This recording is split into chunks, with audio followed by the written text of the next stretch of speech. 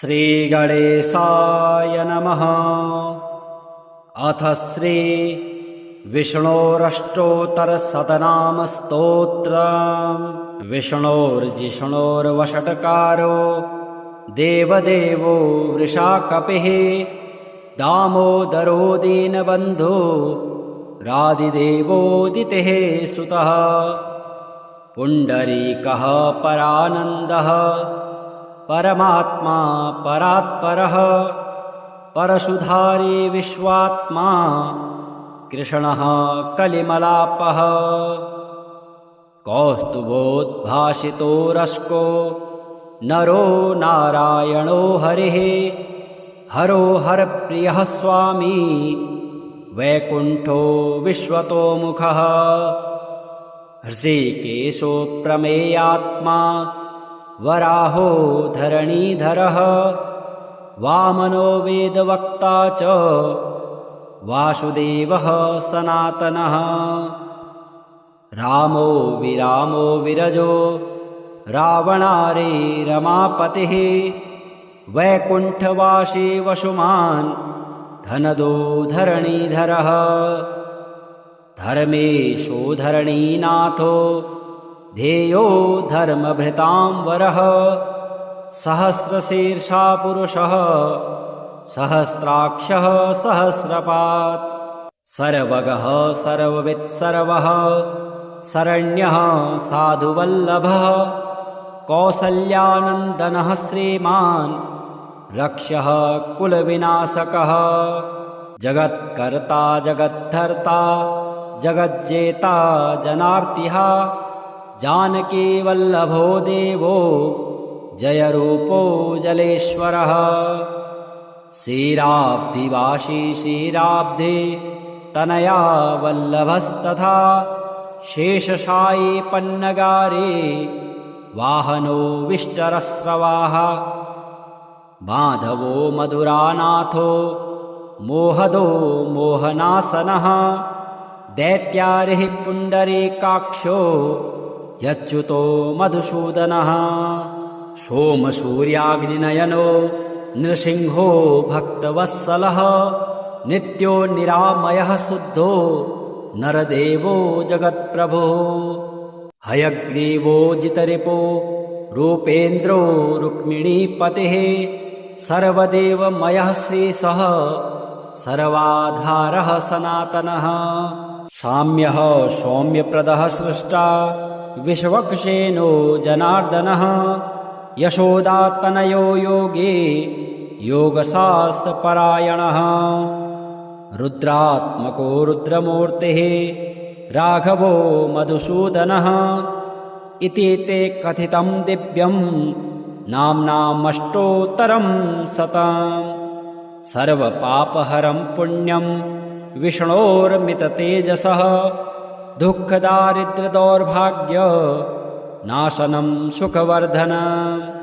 सर्वसम्पत्करं सौम्यं महापातकनाशनं, प्रातरुत्थाय विप्रेन्द्र पठेदेकाग्रमानसः। तस्य नश्यन्ति विपदां राशयः सिद्धिमाप्नुयात्। श्रीशङ्कर उवाच। नमस्ते परमानन्द नमो नीलाभलोचन, नमस्ते हरये तुभ्यं त्रयीमूर्तिर्धराय च।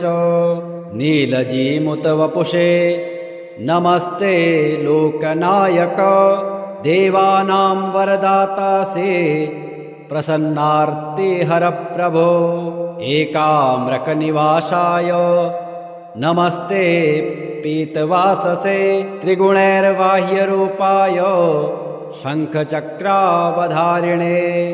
त्वमेको जगतामादिः कारणानां च कारणं, भक्तबद्धो जगन्नाथ करुणामयसागर। तव स्थानानि रम्याणि सन्ति देव सहस्रशः, एकाम्रे गुप्तरूपं च न जानामि कथं प्रभो। मामुवाच पुरा विष्णो त्वं ममार्धशरीरकः, इदानीं तु कथं राज्यं कृतवानसि केशव। नारदस्तव भक्तास्तु शय्याते भुजगेश्वरः। केवलं तौ हि जानीतः कृपा नास्ते मयि प्रभो। गोपीनां प्रेम भक्तानां दत्ता भक्तिस्त्वया प्रभो। सनकाद्याश्च तिष्ठन्ते ईश्वरेच्छा निरङ्कुशः।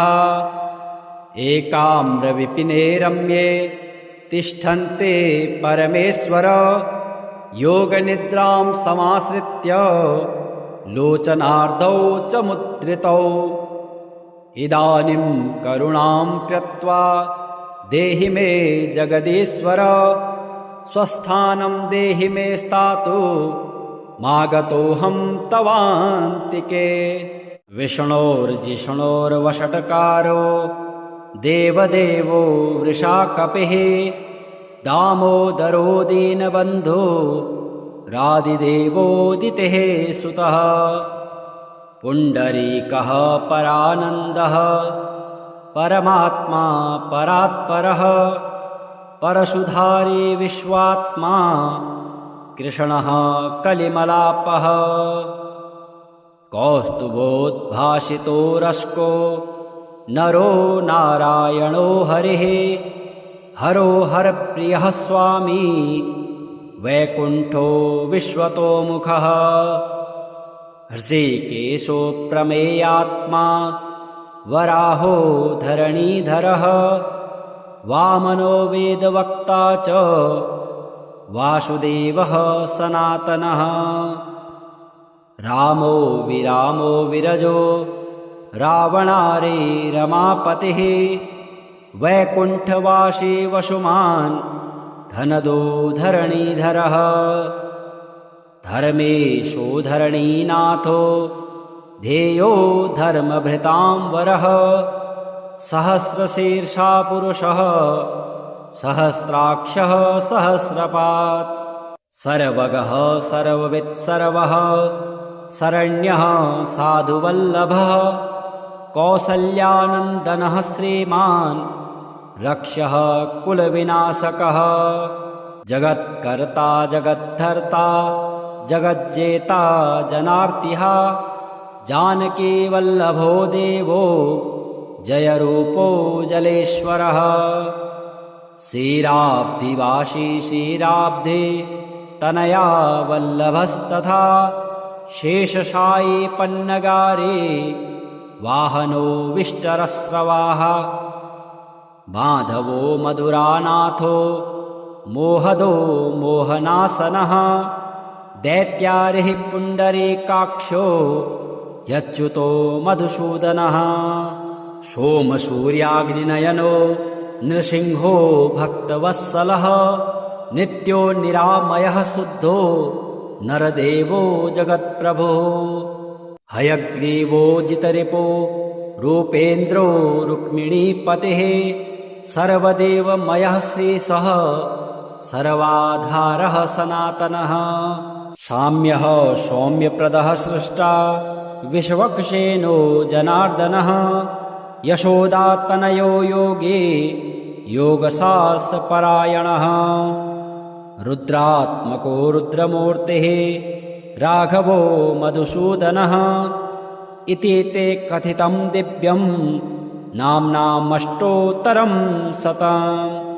सर्वपापहरं पुण्यं विष्णोर्मिततेजसः। दुःखदारिद्र्यदौर्भाग्य नाशनं सुखवर्धनम्। सर्वसम्पत्करं सौम्यं महापातकनाशनं। प्रातरुत्थाय विप्रेन्द्र पठेदेकाग्रमानसः। तस्य नश्यन्ति विपदां राशयः सिद्धिमाप्नुयात्। श्रीशङ्कर उवाच नमस्ते परमानन्द नमो नीलाभलोचन। नमस्ते हरये तुभ्यं त्रयीमूर्तिर्धराय च। नीलजीमुतवपुषे नमस्ते लोकनायक। देवानां वरदातासे प्रसन्नार्तिहर प्रभो। एकाम्रकनिवासाय नमस्ते पीतवाससे त्रिगुणैर्बाह्यरूपाय शङ्खचक्रावधारिणे त्वमेको जगतामादिः कारणानां च कारणं भक्तबद्धो जगन्नाथ करुणामयसागर तव स्थानानि रम्याणि सन्ति देव सहस्रशः एकाम्रे गुप्तरूपं च न जानामि कथं प्रभो मामुवाच पुरा विष्णो त्वं ममार्धशरीरकः इदानीं तु कथं राज्यं कृतवानसि केशव नारदस्तव भक्तास्तु शय्याते भुजगेश्वरः केवलं तौ हि जानीतः कृपा नास्ते मयि प्रभो गोपीनां प्रेमभक्तानां दत्ता भक्तिस्त्वया प्रभो सनकाद्याश्च तिष्ठन्ते ईश्वरेच्छा निरङ्कुशः एकाम्रविपिने रम्ये तिष्ठन्ते परमेश्वर योगनिद्रां समाश्रित्य लोचनार्धौ च मुद्रितौ इदानीं करुणां कृत्वा देहि मे जगदीश्वर स्वस्थानं देहि मे स्थातु मागतोऽहं तवान्तिके विष्णोर्जिष्णोर्वषट्कारो देवदेवो वृषाकपिः दामोदरो दीनबन्धो रादिदेवोदितेः सुतः पुण्डरीकः परानन्दः परमात्मा परात्परः परशुधारी विश्वात्मा कृष्णः कलिमलापः कौस्तुभोद्भासितो रश्को नरो नारायणो हरिः हरो हरप्रियः स्वामी वैकुण्ठो विश्वतोमुखः हृषीकेशो प्रमेयात्मा वराहो धरणीधरः वामनो वेदवक्ता च वासुदेवः सनातनः रामो विरामो विरजो रावणारे रमापतिः वैकुण्ठवासी वसुमान् धनदो धरणीधरः धर्मेशो धरणीनाथो ध्येयो धर्मभृतां वरः सहस्रशीर्षा पुरुषः सहस्राक्षः सहस्रपात् सर्वगः सर्ववित्सर्वः शरण्यः साधुवल्लभः कौसल्यानन्दनः श्रीमान् रक्षः कुलविनाशकः जगत्कर्ता जगद्धर्ता जगज्जेता जनार्तिः जानकीवल्लभो देवो जयरूपो जलेश्वरः क्षीराब्धिवासी क्षीराब्धे तनया वल्लभस्तथा शेषशायी पन्नगारे वाहनो विष्टरस्रवाः माधवो मधुरानाथो मोहदो मोहनासनः दैत्यारिः पुण्डरीकाक्षो यच्युतो मधुसूदनः सोमसूर्याग्निनयनो नृसिंहो भक्तवत्सलः नित्यो निरामयः शुद्धो नरदेवो जगत्प्रभुः हयग्रीवो जितरिपो रूपेन्द्रो रुक्मिणीपतिः सर्वदेवमयः श्रीशः सर्वाधारः सनातनः साम्यः सौम्यप्रदः सृष्टा विश्वक्सेनो जनार्दनः यशोदातनयो योगे योगशास्त्रपरायणः रुद्रात्मको रुद्रमूर्तिः राघवो मधुसूदनः इति ते कथितं दिव्यं नाम्नामष्टोत्तरं शतम् सर्वपापहरं पुण्यं विष्णोर्मिततेजसः दुःखदारिद्र्यदौर्भाग्य नाशनं सुखवर्धनं सर्वसम्पत्करं सौम्यं महापातकनाशनं प्रातरुत्थाय विप्रेन्द्र पठेदेकाग्रमानसः तस्य नश्यन्ति विपदां राशयः सिद्धिमाप्नुयात्। श्रीशङ्कर उवाच नमस्ते परमानन्द नमो नीलाभलोचन नमस्ते हरये तुभ्यं त्रयीमूर्तिर्धराय च नीलजीमुतवपुषे नमस्ते लोकनायक देवानां वरदातासे प्रसन्नार्ते हरप्रभो एकाम्रकनिवासाय नमस्ते पीतवाससे त्रिगुणैर्बाह्यरूपाय शङ्खचक्रावधारिणे त्वमेको जगतामादिः कारणानां च कारणं भक्तबद्धो जगन्नाथ करुणामयसागर तव स्थानानि रम्याणि सन्ति देव सहस्रशः एकाम्रे गुप्तरूपं च न जानामि कथं प्रभो। मामुवाच पुरा विष्णो त्वं ममार्धशरीरकः इदानीं तु कथं राज्यं कृतवानसि केशव। नारदस्तव भक्तास्तु शय्याते भुजगेश्वरः केवलं तौ हि जानीतः कृपा नास्ते मयि प्रभो।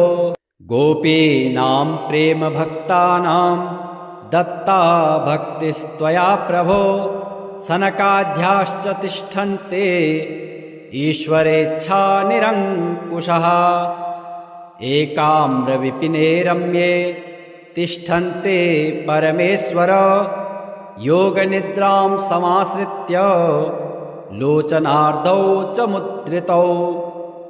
इदानीं करुणां कृत्वा देहि मे जगदीश्वर स्वस्थानं देहि मे स्थातु मागतोऽहं तवान्तिके। विष्णोर्जिष्णोर्वषट्कारो देवदेवो वृषाकपिः दामोदरो दीनबन्धो रादिदेवोदितेः सुतः पुण्डरीकः परानन्दः परमात्मा परात्परः परशुधारी विश्वात्मा कृष्णः कलिमलापः कौस्तुभोद्भासितो रश्को नरो नारायणो हरिः हरो हरप्रियः स्वामी वैकुण्ठो विश्वतोमुखः हृषीकेशो प्रमेयात्मा वराहो धरणीधरः वामनो वेदवक्ता च वासुदेवः सनातनः रामो विरामो विरजो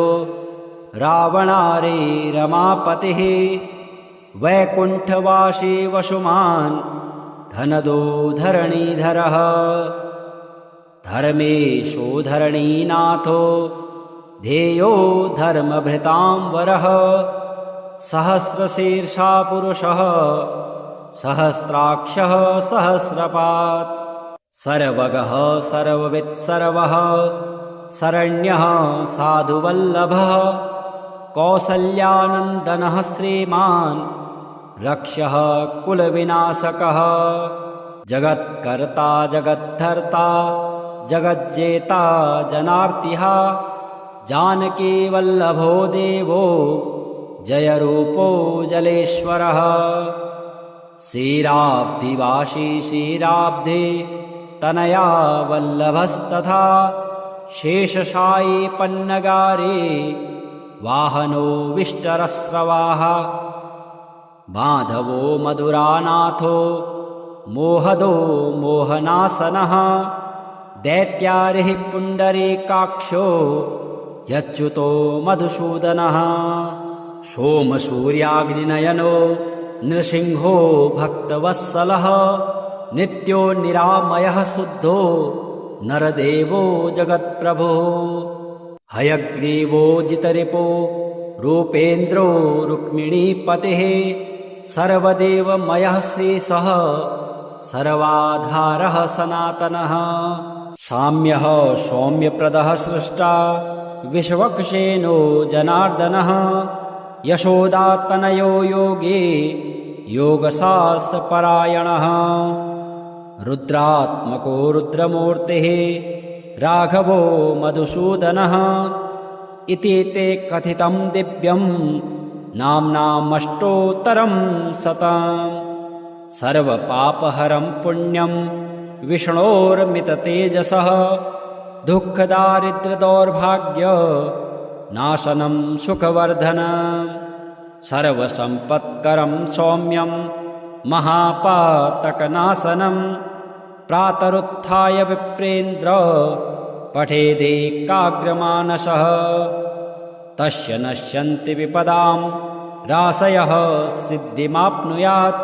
श्रीशङ्कर उवाच नमस्ते परमानन्द नमो नीलाभलोचन नमस्ते हरये तुभ्यं त्रयीमूर्तिर्धराय च नीलजीमुतवपुषे नमस्ते लोकनायक देवानां वरदातासे प्रसन्नार्ते हरप्रभो एकाम्रकनिवासाय नमस्ते पीतवाससे त्रिगुणैर्बाह्यरूपाय शङ्खचक्रावधारिणे त्वमेको जगतामादिः कारणानां च कारणं भक्तबद्धो जगन्नाथ करुणामयसागर तव स्थानानि रम्याणि सन्ति देव सहस्रशः एकाम्रे गुप्तरूपं च न जानामि कथं प्रभो मामुवाच पुरा विष्णो त्वं ममार्धशरीरकः इदानीं तु कथं राज्यं कृतवानसि केशव नारदस्तव भक्तास्तु शय्याते भुजगेश्वरः केवलं तौ हि जानीतः कृपा नास्ते मयि प्रभो गोपीनां प्रेमभक्तानां दत्ता भक्तिस्त्वया प्रभो सनकाद्याश्च तिष्ठन्ते ईश्वरेच्छा निरङ्कुशः एकाम्रविपिने रम्ये तिष्ठन्ते परमेश्वर योगनिद्रां समाश्रित्य लोचनार्धौ च मुद्रितौ इदानीं करुणां कृत्वा देहि मे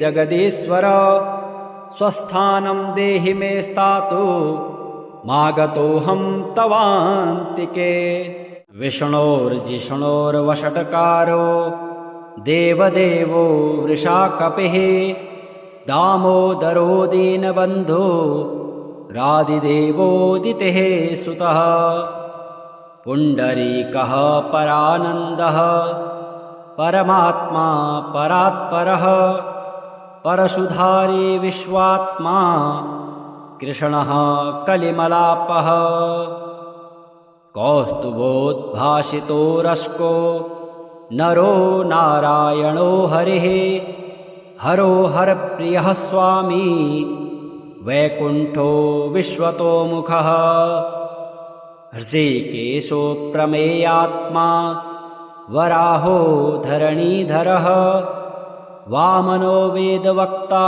च वासुदेवः सनातनः रामो विरामो विरजो रावणारे रमापतिः वैकुण्ठवासी वसुमान् धनदो धरणीधरः धर्मेशो धरणीनाथो ध्येयो धर्मभृतां वरः सहस्रशीर्षा पुरुषः सहस्राक्षः सहस्रपात् सर्वगः सर्ववित्सर्वः शरण्यः साधुवल्लभः कौसल्यानन्दनः श्रीमान् रक्षः कुलविनाशकः जगत्कर्ता जगद्धर्ता जगज्जेता जनार्तिः जानकीवल्लभो देवो जयरूपो जलेश्वरः क्षीराब्धिवासी क्षीराब्धे तनया वल्लभस्तथा शेषशायी पन्नगारे वाहनो विष्टरस्रवाः माधवो मधुरानाथो मोहदो मोहनासनः दैत्यारिः पुण्डरीकाक्षो यच्युतो मधुसूदनः सोमसूर्याग्निनयनो नृसिंहो भक्तवत्सलः नित्यो निरामयः शुद्धो नरदेवो जगत्प्रभुः हयग्रीवो जितरिपो रूपेन्द्रो रुक्मिणीपतिः सर्वदेवमयः श्रीशः सर्वाधारः सनातनः साम्यः सौम्यप्रदः सृष्टा विश्वक्सेनो जनार्दनः यशोदातनयो योगे योगशास्त्रपरायणः रुद्रात्मको रुद्रमूर्तिः राघवो मधुसूदनः इति ते कथितं दिव्यं नाम्नामष्टोत्तरं शतम् सर्वपापहरं पुण्यं विष्णोर्मिततेजसः दुःखदारिद्र्यदौर्भाग्य नाशनं सुखवर्धनं सर्वसम्पत्करं सौम्यं महापातकनाशनं प्रातरुत्थाय विप्रेन्द्र पठेदेकाग्रमानसः तस्य नश्यन्ति विपदां राशयः सिद्धिमाप्नुयात्। श्रीशङ्कर उवाच नमस्ते परमानन्द नमो नीलाभलोचन नमस्ते हरये तुभ्यं त्रयीमूर्तिर्धराय च नीलजीमुतवपुषे नमस्ते लोकनायक देवानां वरदातासे प्रसन्नार्ते हरप्रभो एकाम्रकनिवासाय नमस्ते पीतवाससे त्रिगुणैर्बाह्यरूपाय शङ्खचक्रावधारिणे त्वमेको जगतामादिः कारणानां च कारणं भक्तबद्धो जगन्नाथ करुणामयसागर तव स्थानानि रम्याणि सन्ति देव सहस्रशः एकाम्रे गुप्तरूपं च न जानामि कथं प्रभो मामुवाच पुरा विष्णो त्वं ममार्धशरीरकः इदानीं तु कथं राज्यं कृतवानसि केशव नारदस्तव भक्तास्तु शय्याते भुजगेश्वरः केवलं तौ हि जानीतः कृपा नास्ते मयि प्रभो गोपीनां प्रेमभक्तानां दत्ता भक्तिस्त्वया प्रभो सनकाद्याश्च तिष्ठन्ते ईश्वरेच्छा निरङ्कुशः एकाम्रविपिने रम्ये तिष्ठन्ते परमेश्वर योगनिद्रां समाश्रित्य लोचनार्धौ च मुद्रितौ इदानीं करुणां कृत्वा देहि मे जगदीश्वर स्वस्थानं देहि मे स्थातु मागतोऽहं तवान्तिके विष्णोर्जिष्णोर्वषट्कारो देवदेवो वृषाकपिः दामोदरो दीनबन्धो रादिदेवोदितेः सुतः पुण्डरीकः परानन्दः परमात्मा परात्परः परशुधारी विश्वात्मा कृष्णः कलिमलापः कौस्तुभोद्भासितो रश्को नरो नारायणो हरिः हरो हरप्रियः स्वामी वैकुण्ठो विश्वतोमुखः हृषीकेशो प्रमेयात्मा वराहो धरणीधरः वामनो वेदवक्ता च वासुदेवः सनातनः रामो विरामो विरजो रावणारे रमापतिः वैकुण्ठवासी वसुमान् धनदो धरणीधरः धर्मेशो धरणीनाथो ध्येयो धर्मभृतां वरः सहस्रशीर्षा पुरुषः सहस्राक्षः सहस्रपात् सर्वगः सर्ववित् सर्वः शरण्यः साधुवल्लभः कौसल्यानन्दनः श्रीमान् रक्षः कुलविनाशकः जगत्कर्ता जगद्धर्ता जगज्जेता जनार्तिः जानकीवल्लभो देवो जयरूपो जलेश्वरः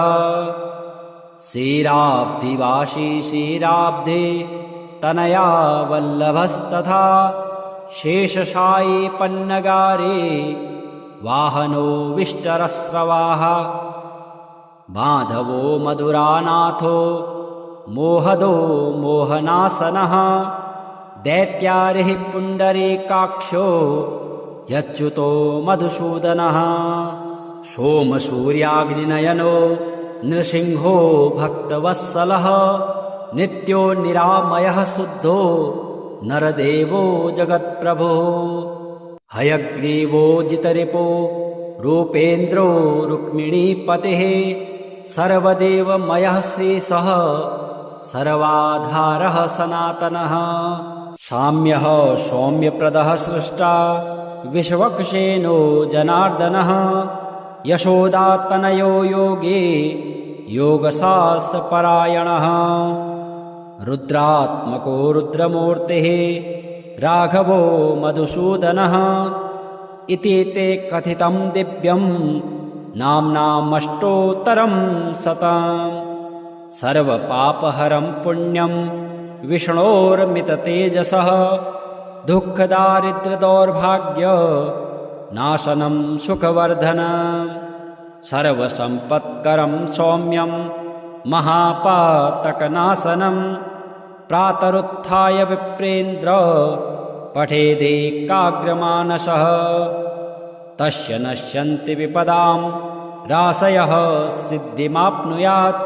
श्रीशङ्कर उवाच नमस्ते परमानन्द नमो नीलाभलोचन नमस्ते हरये तुभ्यं त्रयीमूर्तिर्धराय च नीलजीमुतवपुषे नमस्ते लोकनायक देवानां वरदातासे प्रसन्नार्ते हरप्रभो एकाम्रकनिवासाय नमस्ते पीतवाससे त्रिगुणैर्बाह्यरूपाय शङ्खचक्रावधारिणे त्वमेको जगतामादिः कारणानां च कारणं भक्तबद्धो जगन्नाथ करुणामयसागर तव स्थानानि रम्याणि सन्ति देव सहस्रशः एकाम्रे गुप्तरूपं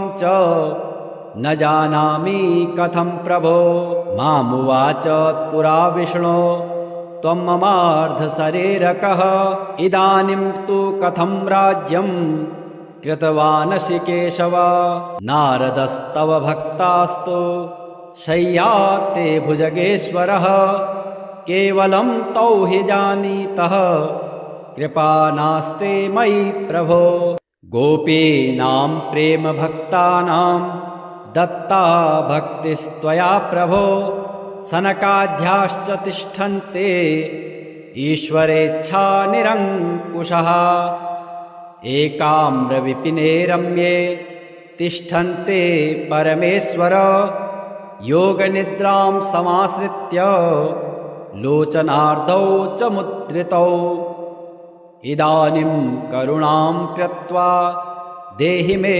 जगदीश्वर स्वस्थानं देहि मे स्थातु मागतोऽहं तवान्तिके।